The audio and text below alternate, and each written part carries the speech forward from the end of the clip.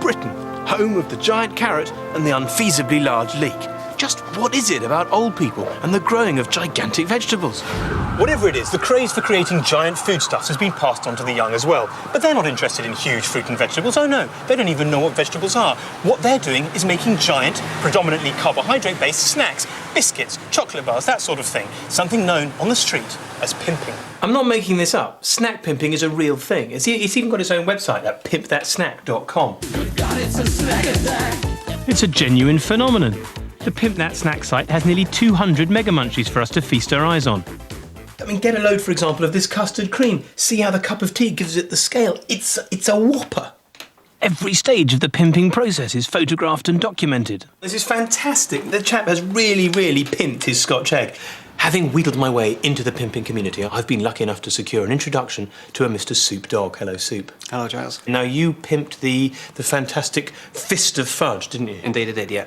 Fair enough, but why pimp anything at all? A lot of it is the challenge. It's, can you deconstruct the snack and then rebuild it up from its kind of core ingredients and, hopefully then improve upon it.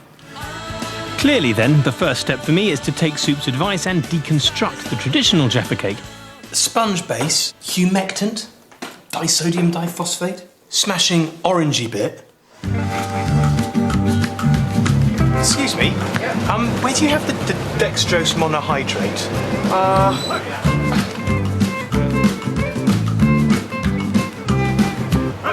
If anybody stops and asks, personal consumption. Righty-ho, I need 240 grams of butter. That's 1.5 kilos. 450 of sugar. 6 tablespoons of corn flour. 18 eggs. The base is the key. If I can crack that, I can surely crack the giant Jaffa Cake. Voila. Now, the problem is, of course, that the domestic oven, particularly mine, is not big enough to cope with a giant Jaffa Cake, a pimped snack.